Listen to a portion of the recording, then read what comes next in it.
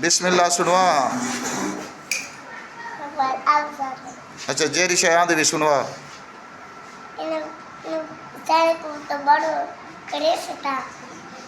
ये कुछ नहीं याद है, तू सुनवा।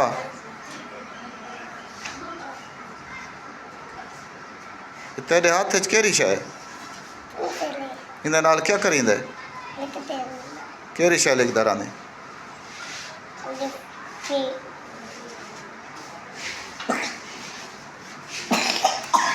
हुण फर्क नहीं भी खांग कोलो, आराम नहीं हैं, आराम नहीं भी हुण खांग कोलो कहंदे कोलो दवाई की आवे